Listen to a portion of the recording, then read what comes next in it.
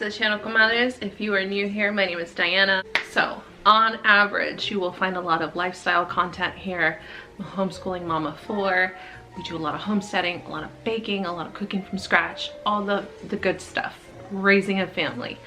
But as it is getting closer and closer to spring, we are now starting seeds and I am so excited.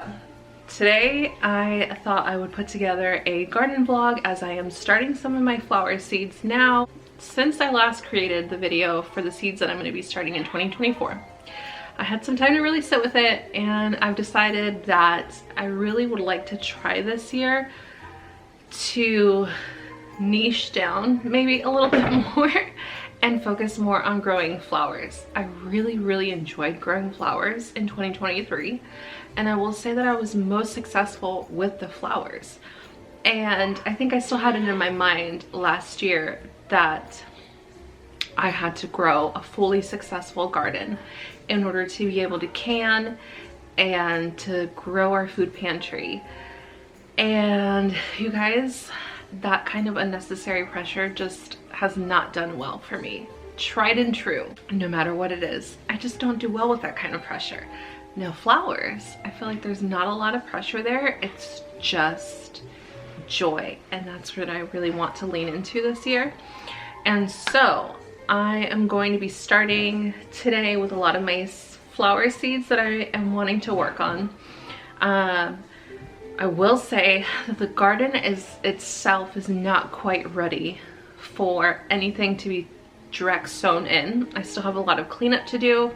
I also wanted to order a lot of landscape fabric in order to lay that down and kill off some of the grass so that I can go back in, till the areas that I have covered, and then add compost soil, whatever is necessary.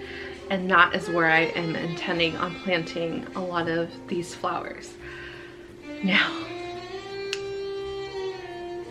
if you follow them at all, I follow Floret Flower on Instagram, and they had a seeds sale for all of their like original seeds, their seeds. I ordered quite a bit of their seeds, but they have not come in yet, so you won't see any of those today, and I'll have to include those in a later vlog whenever I finally do get those seeds. But I am very excited to work with what I have today. So let's get started. So in order to start my seeds, I'm going to use the same seed starter that I used last year, and it's the Espona Organic Seed Starter. I got a bigger bag this year than I did last year. And the reason why I ordered it also is, if you watched the last vlog, you know that the family's been sick on and off consistently for about 6 weeks now. It's been pretty rough. We got the Biddy last week, and that was just awful. And so I ordered. So I ordered that seed starter. I really liked it last year, and so I'm going to be using it again this year. This year I am, however, also adding in the Coco Coir. Is that how you say it? Mixing that into my seed starting mix, just because I wanted to try something just a little slightly different, and I happen to have a ton of it from when we had some lizards. And then I also ordered these seed starting trays, and so I got both of these things off of Amazon. So these come in a 4-pack. It's just these little squares. It comes with the tray, and then it also comes with the lids that can be closed off for you to retain some of the warmth in there as well. Now in my shelves, I have lights on the shelves as well, although I do think that I'm going to be getting some stronger ones. So a lot of what you're seeing right now is really very early on, because I also wanted to try the seed, like the germinating mats, to give them some extra warmth, because I find that our garage is still quite cold. And even though that I have read that for snapdragons like it really cold, it's not like snapdragons are a smaller portion of the flowers that I intend to be growing this year. So I do want to make sure that everything else is as successful as possible, especially when I get in the floret seeds, because those were a little bit more pricey, and I want to make sure that I have as much success as I possibly can. So I am using these trays as well as the seed blocking. I showed the seed blocking in the last vlog. I'm not perfect at it. It's good enough, I think, to start seeds in, but it does take a little bit more time. And so I wanted to be able to have a good mixture. And so I wanted to start with these and see how I felt about these, and then add in the mats and see how that works for us. And I will say, in the meantime, as I get the garden cleaned up, as we get fabric laid down and ready for the spring garden. So yeah, let's see how it goes. In this bin, I have the leftover seed starting mix, and then I also have the coconut corn here already. So I just need to break that down a little bit more. And I have a ton of this stuff too, so I'll be adding more here and there.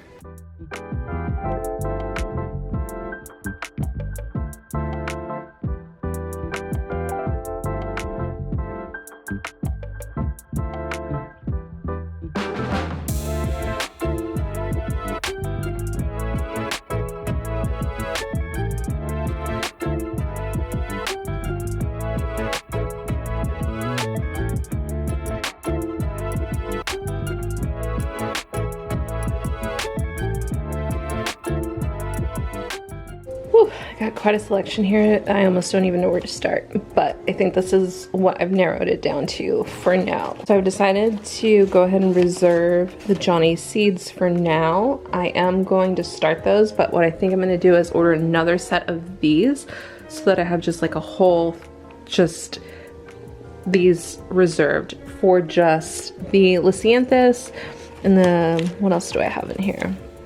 Yarrow, but basically all the Johnny seed stuff that I got from that. Then over here, this is what I've sectioned out to start with today. So we're gonna do some sunflowers, some cosmos, calendula, more sunflowers. I had a comment on here that had recommended to plant more calendula, and so I have ordered some more as well. So I'm just gonna go so hard on it this year and just plant it all over the garden. In hopes that it will help me with the squash bugs. So different varieties of calendula. We've got another decorative double blend of dahlias in here, sunflowers, different zinnias, coneflowers. I haven't grown this one, hollyhock, and then I also had not grown the black poppy swan.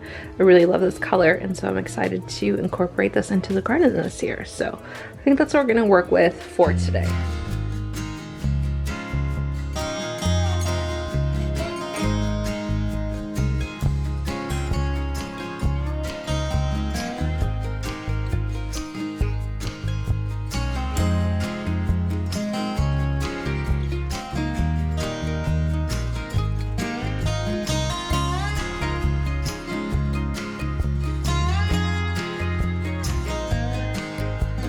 Okay, so I think that for now, I actually don't have as much space as I thought I might.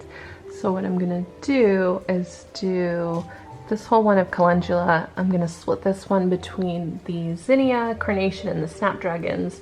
And then over here, I'm gonna do the purple coneflower, black poppy, and the hollyhock. Then here, we're gonna do some more calendula, asters, and then down here, finish up with the cosmos. And I am quickly realizing that I'm going to need to buy more shelves. More shelves, lights, more trays, the warming mats, and obviously I needed more fabric as well. So anyways, I'm going to go ahead and just label these with painter's tape, and the reason being, these I feel like will fade or they'll pop out.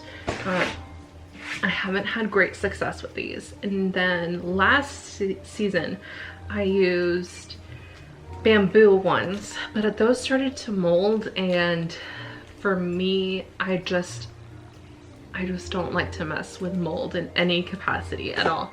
So I'm just gonna label it like this for now. I've also have on my list these like copper metal markers, but I think that while they're still little like this and there's a greater chance of these just like falling out or getting misplaced or whatever, I think I'm gonna go ahead and just label them with the painter's tape, and then once we decide to transplant those, then we can go ahead and label them accordingly.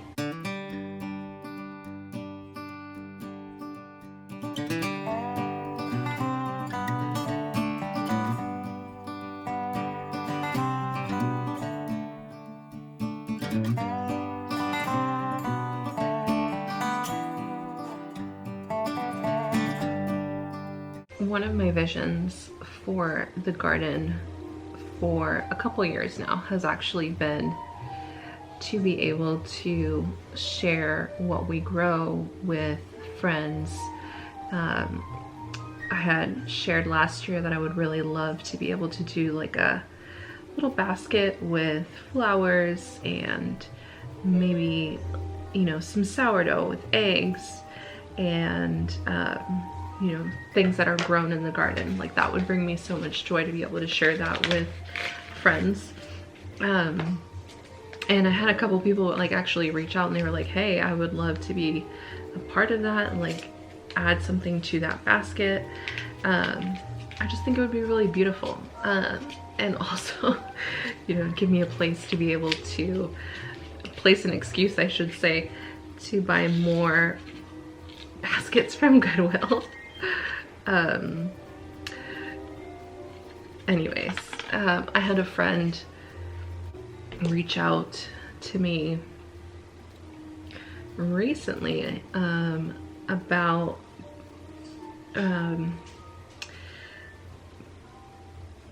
being able to sell some bouquets of flowers with the garden boxes that we get locally during the summertime, and I was like, absolutely, I would love that. So it is nice to be able to slowly start to have some goals for why we're growing these flowers and you know, some long-term things to shoot for.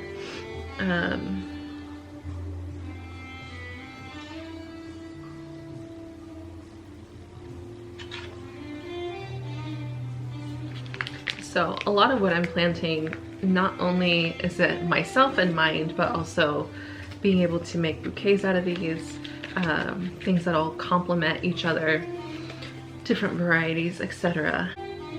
I also just feel like gardening in general is such a beautiful thing to be able to share with the children. They loved it last year. It was a part of our morning routine. Is if they knew that if they woke up in the mornings and they didn't see me in here, it's because I was out in the garden. And so they would come out there and look for me, and it was always an exciting thing to see, like, okay, what is new in the garden today, what's growing. I love to see their little faces, and it just made me feel so good to not only have like visualized it and then my husband made it come true, but to be able to share that with our children. And I think that the more that I committed to living life this way, the better things have gotten for us in general. As I started cooking from scratch more and baking more, the children have taken a lot more of an interest in what I'm doing as well, wanting to participate. And I would encourage you that if you don't know where to start with something as simple as waffles or making pancakes. Like, make them from scratch. Don't buy the box. Include your children when you're making those things, boys and girls alike. Talk to them about the ingredients in their food and like why we're taking a little bit more time. My kids, for example, also really like to make sure I know that they want Mickey or whatever shape, or little ones, whatever. And so I try to always take that into consideration, but that's kind of really truly like where we got started was, okay, I'm not gonna buy a pancake mix that has all this just crap in it, and just started that way. And I mean, now on a whim, I'll just decide that I'm gonna make biscuits for breakfast. And it's funny how many things that you tend to think are gonna be way too time consuming are actually very simple and easy to do. I think that people can, and myself even included, can feel overwhelmed by like a slower paced living, thinking that it's just like everything's super time consuming. Not everything has to be. And the thing is that like you don't do all of it every single day either. Like I'm not making biscuits from scratch every single day. I'm not making bread from scratch every day. And I've said this like multiple times on here, I don't even make my own sandwich bread, and I know that I should. My kids really just don't like it that much, and maybe I just haven't perfected my recipe yet. But I do give it a whirl now and then, and every once in a while like they're into it, but that has just been the one thing that hasn't really taken off. But we do make our food from scratch as often as we are able. I'm really excited about these. I remember my first year in the garden growing cotton cosmos and having not the slightest idea what they were. None of us knew what they were. They were purple, and they grow in like a wispy bush-like form. So we just had no idea what they were, and we were just like completely like, I don't know what it is. Do you know what it is? I don't know. And but they were very beautiful, and I'm excited to grow them again. I have been heavily inspired by English gardens, but at the same time, I don't know. Well, I don't know. I would love to have like a very perfectly manicured garden, but I also love the whimsy of chaos gardening somewhat, meaning that there's just like a lot of different things. And that's just kind of how I am as a person, is that I can't ever narrow down to like one aesthetic or one certain thing that I like, because I love just a lot of everything. But I do love, I would love to be able to have like a beautiful English like rose garden. That's definitely on my list of, you know, as time goes on. I'd love to be able to invest in David Austin roses, or just roses in general. Fragrant ones are my favorite, and I also really love climby roses. And my goal for this house long term is to be able to fill this space with as much beauty as possible. Like, not only to be able to grow our own food and to have flowers, of course, but I just love it. Like, I want people, when you pull up here, to know that this house is like really well loved. I told my husband pretty recently that I would love to be able to paint the house black.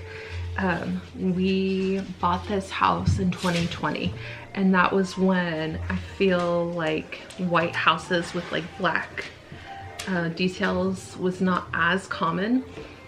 And I remember at that time thinking like, I'm so excited, nobody else is gonna have a white house with black roof on it. It's gonna look so beautiful and just like very unique. I didn't want a traditional like brown brick home, and then now they're just like prevalent everywhere, and I'm like, oh, I just feel like it just, I don't know why I'm just that kind of person that if a lot of people have it, like I just don't really take a huge interest in it. I don't tend to get into a lot of things that other people get into. Meaning like pop culture or books or trends or really anything like that, unless it particularly calls to me. But now that a lot of people, even in our area, have had the white house with the black roof, I'm like, I'd really love to just go for a full moody look.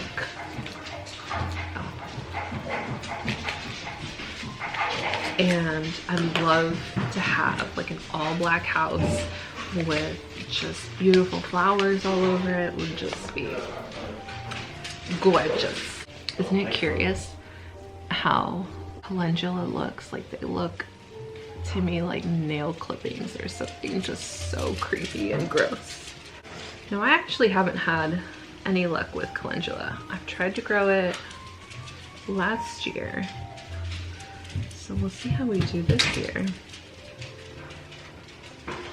And so from what I've read and looked at of other people, a lot of people are using the heating mats for their seeds. Hello, my angel.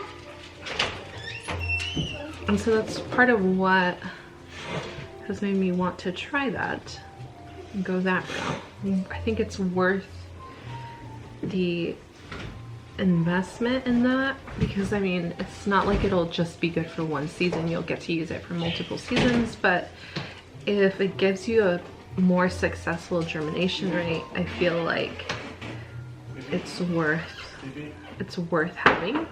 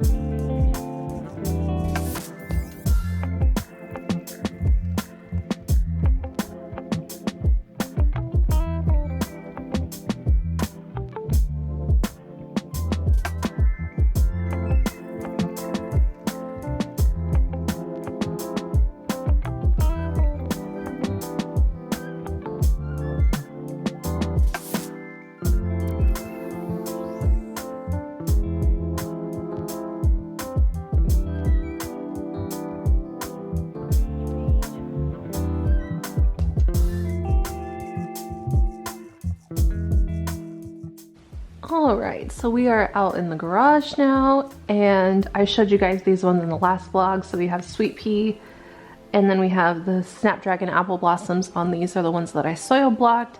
Haven't seen anything sprout. It did get really cold in here after I planted these unexpectedly. It just got really cold again. We even had a little bit of snow, so fingers crossed for these ones.